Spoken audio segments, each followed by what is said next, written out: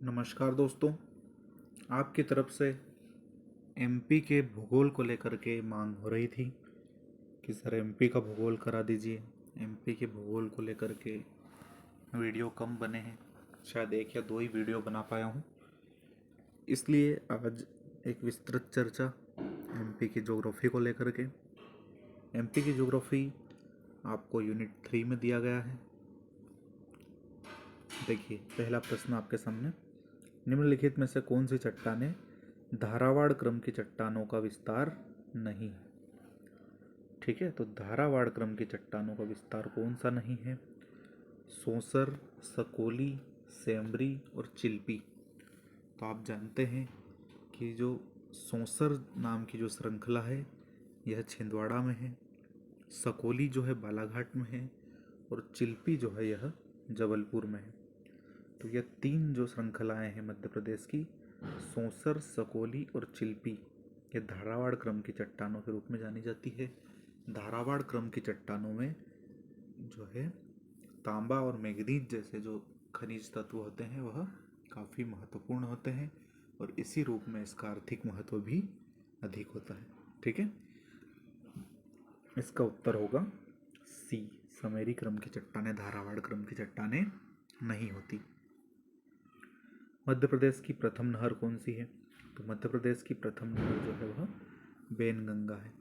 ठीक है, बेनगंगा नहर जो है यह मध्य प्रदेश की पहली नहर 1923 में 1923 में बालाघाट में इसका निर्माण किया गया। ठीक है, इसके बाद साटक नहर खरगोन में है, तवा नहर जो है वह रायसेन में है और बारना नहर जो है यह सीहोर में पाई जाती है। ठीक है, अब अगला प्रश्न आपके सामने, निम्नलिखित कथनों में से कौन सा असत्य है? मध्य प्रदेश का क्षेत्रफल 3,8,252 सही बात। मध्य प्रदेश के का कुल क्षेत्रफल भारत के क्षेत्रफल का 8.38 है, तो यह गलत हो जाएगा क्योंकि मध्य प्रदेश का जो क्षेत्रफल है वह भारत के क्षेत्रफल का 9.38 है, न कि 8.38। ठीक है, तो बी जो है यह गलत हो जाएगा, बाकी सभी ऑप्शन जो है वो आपके सही हैं। ठीक है, मालवा के पठार के संदर्भ में निम्नलिखित कथनों पर चर्चा कीजिए। तो मालवा के पठार के बारे में आपको बताना है कि कौन से कथन सत्य है।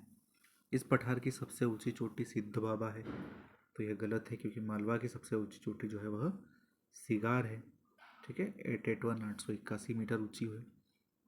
दूसरा पॉइंट, यहाँ की जलवायु समशीतोष्ण प्रकार की है, तो यह तो आपका सही है क्योंकि यहाँ पर सम जलवायु पाई जाती है, न अधिक ठंड होती है और न अधिक गर्मी होती है। इस पठार का ढाल दक्षिण पूर्व की ओर है, तो ये भी गलत है क्योंकि इस पठार का ढाल जो है वह उत्तर पूर्व की ओर है, क्योंकि चंबल नदी का जो बहाव हम देखते हैं वो उत्तर से पूर्व की ओर होता है और इस बहाव के आधार पर हम ये कह सकते हैं कि जो मालवा के पठार का ढाल है वह उत्तर और पूर्व की तरफ है। इस पठार में जलोढ़ मिट्टी की अधिकता है, तो ये भी गलत हो जाएगा क्योंकि इस पठार में जो है काली मिट्टी की अधिकता है। ठीक है, बसाल्ट चट्टानों के अपक्षयण और अपर्दन से काली मिट्टी का विकास इस क्षेत्र में हुआ है।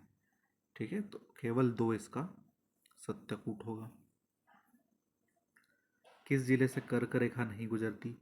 तो मध्य प्रदेश के जितने जिलों से भी कर्क रेखा गुजरती है, ठीक है, उसकी मैंने आपको ट्रिक बताई थी। आपको अगर ध्यान हो तो आरऊ, राशि, भौरासा, दमजब, कटनी, उमरासा, ये मैंने आपको ट्रिक बताई थी। मध्य प्रदेश के 14 जिले ऐसे हैं जहाँ से कर्क रेखा गुजरती है। एक बार फिर से मैं आपको इन जिलों को रिपीट कर देता हूँ, आप हो सके तो एमपी के मैप को सामने रख करके एक बार देख सकते हैं। ठीक है, आरऊ मतलब आगर मालवा, रतलाम, उज्जैन, राशि मतलब राजगढ़, सीहोर, भौरासा भोपाल, विदिशा, रायसेन और सागर, दमजब, कटनी मतलब दमोह, जबलपुर और कटनी, उमरासा मतलब उमरिया और शहडोल। तो मध्य प्रदेश के ये 14 जिले हैं जहाँ से कर्क रेखा गुजरती है, तो सीधी इनमें से ऐसा ऑप्शन है जहाँ से कर्क रेखा नहीं गुजरती। ठीक है, कुडप्पा चट्टानों के बारे में निम्नलिखित कथनों पर विचार कीजिए। कौन से कथन असत्य है ये आपको बताना है। ठीक है, तो कुडप्पा चट्टानों के बारे में कौन कौन से कथन असत्य है? इनका निर्माण धारावार चट्टानों के अपरदन और अपक्षयण से हुआ है। ये तो सही बात है, क्योंकि कुडप्पा चट्टानें जो है वह धारावाड़ चट्टानों के अपक्षयण और अपरदन से बनी है। इनका नामकरण तमिलनाडु के कुडप्पा जिले से हुआ है। ये गलत है, क्योंकि इसका नामकरण जो है आंध्र प्रदेश के कुडप्पा जिले से हुआ है, न कि तमिलनाडु के। इन चट्टानों में कोयला पाया जाता है। ये भी गलत है, क्योंकि कोयला जो है वह गोंडवाना चट्टानों में पाया जाता है। तो असत्य 2 और 3 जो है वह असत्य है। ठीक है। ज़बेरा का गुंबद किस जिले में है? तो ज़बेरा का जो गुंबद है वह दमोह जिले में है। रानी दुर्गावती वन्यजीव अभयारण्य इसके अंतर्गत आता है। ठीक है। जो रानी दुर्गावती वन्यजीव अभयारण्य दमोह जिले में है वह ज़बेरा के गुंबद के अंतर्गत आता है। तो उसका ए आंसर सही होगा। कौन सा जिला अंतर्वर्ती जिला है? अंतर्वर्ती जिला का मतलब लैंडलॉक्ड जिला, जिससे किसी भी अन्य राज्य की सीमा नहीं लगती। तो क्या उमरिया ऐसा जिला है जो अंतर्वर्ती है? ठीक है। तो यह बात सही हो जाएगी, क्योंकि सागर जो है इससे भी किसी न किसी राज्य की सीमा लगती है। खंडवा से भी महाराष्ट्र की सीमा लगती है।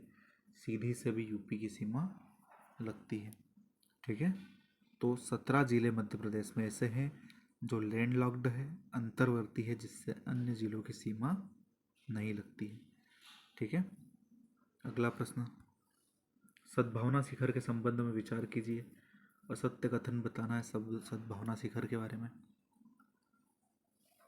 यह विंध्याचल पर्वत की दूसरी सर्वोच्च चोटी है। गलत बात, क्योंकि विंध्याचल पर्वत की सर्वोच्च चोटी है, न कि दूसरी सर्वोच्च चोटी है। ठीक है। यह सागर जिले में है। तो यह भी गलत है, क्योंकि दमोह जिले में है ये। संग्राम सागर जो संग्रामपुर की जो चोटी है, संग्रामपुर की जो घाटी है दमोह जिले में, वहाँ पर सद्भावना शिखर मौजूद है। इसकी ऊंचाई 752 है। तो यह सही है। 752 मीटर इसकी ऊंचाई है, और इसका अन्य नाम गुडविल शिखर भी है। तो असत्य कथन कौन से हुए? 1 और 2 आपके असत्य हो गए। निम्नलिखित कथनों पर विचार कीजिए। मध्य प्रदेश के 16 वनमंडल है। सबसे बड़ा वनमंडल मंडला है। न्यूनतम वन आवरण वाला जिला भिंड है। तो यह गलत हो जाएगा, क्योंकि न्यूनतम वन आवरण प्रतिशत वाला जिला जो है वह उज्जैन है। और सबसे छोटा वनव्रत जो है वह होशंगाबाद है। तो यह बात भी आपकी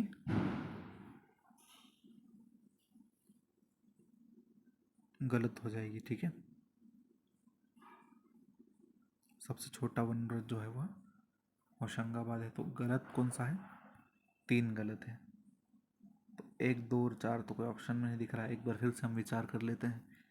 मध्य प्रदेश में 16 वन व्रत है। अच्छा, वन मंडल नहीं है, ये वन व्रत है।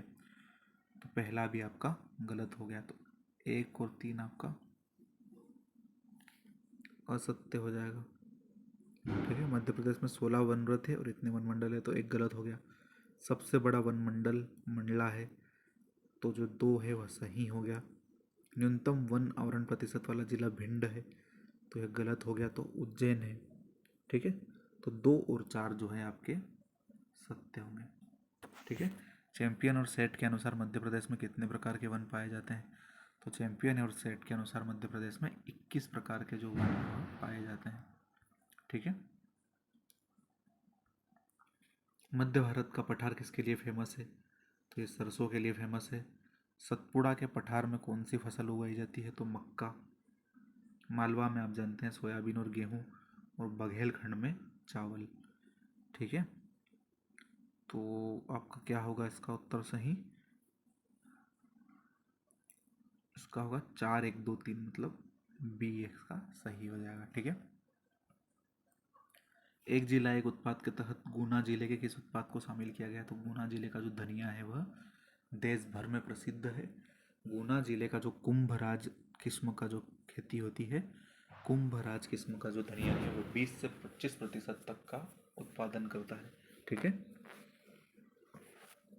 देश के कुल गुना जो है वह देश के कुल कितने धनिया का उत्पादन करता है? 20 से 25%। असत्य कथन को आपको बताना है। मध्य प्रदेश में प्रति व्यक्ति वन क्षेत्रफल 0.16 हेक्टेयर है। ठीक है। तो मध्य प्रदेश में प्रति व्यक्ति वन क्षेत्रफल 0.16 हेक्टेयर है, ये सही है। राजगढ़ में सभी वन मतलब 100% वन संरक्षित है, सही है। बालाघाट में सभी वन आरक्षित है, तो यह गलत है, क्योंकि उज्जैन में जो है वह 100% वन आरक्षित है, न कि बालाघाट में। सतपुड़ा वन पेटी बांस का प्रमुख स्रोत है, ये भी सही है। तो असत्य जो है वह आपका सी होगा।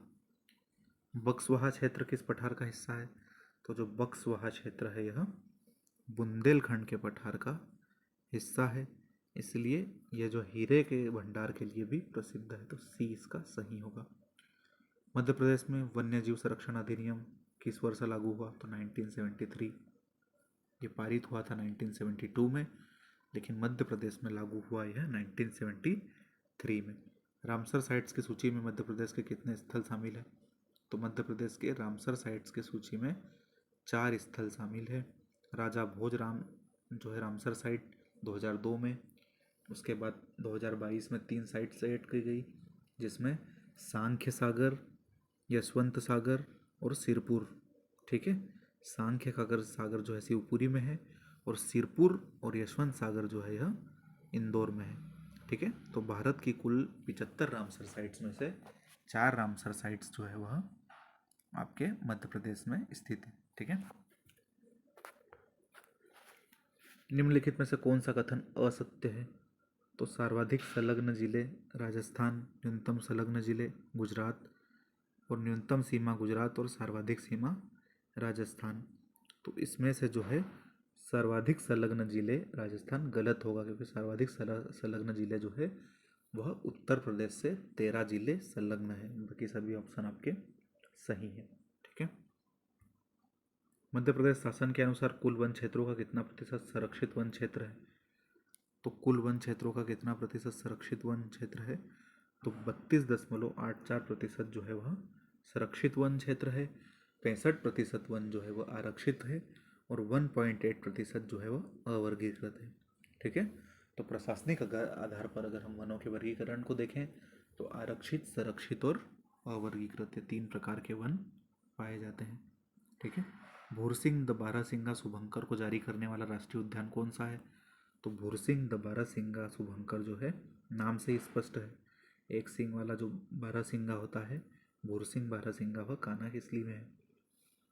तो इसको भूरसिंह बारहसिंगा को डिज़ाइन किसने किया था? इस शुभंकर को 2017 में रोहन चक्रवर्ती के द्वारा डिज़ाइन किया गया था। ठीक है, मध्य प्रदेश के किस जिले के गांवों को क्लाइमेट स्मार्ट विलेज प्रोजेक्ट में शामिल नहीं किया गया है? तो climate smart village project city में शामिल टीकमगढ़ के जिलों को शामिल नहीं किया गया है, बाकी सीहोर, सतना और राजगढ़ को शामिल किया गया है। ठीक है, संपूर्ण देश का कितना प्रतिशत तेंदुपत्ता मध्य प्रदेश के द्वारा उत्पादित होता है? तो 60% तेंदुपत्ता जो है मध्य प्रदेश का, वह जो देश का 60% है वह मध्य प्रदेश के द्वारा उत्पादित होता है। और मध्य प्रदेश के सागर और जबलपुर ऐसे जिले हैं जहाँ पर तेंदुपत्ता का उत्पादन किया जाता है। वर्षा ऋतु को किस अन्य नाम से जाना जाता है? तो वर्षा ऋतु को चौमासा के नाम से जाना जाता है। ठीक है, यूनाला जो है वह ग्रीष्म ऋतु, स्याला जो है वह शीत ऋतु को जाना जाता है। ठीक है, और चौमासा जो है वह वर्षा ऋतु को जाना जाता है। नर्मदा शिप्रा लिंक परियोजना कब प्रारंभ की गई? तो नर्मदा शिप्रा लिंक परियोजना जो है वह दिसंबर 2012 को शुरू की गई। ठीक है, सॉरी, नवंबर 2012 को शुरू की गई थी।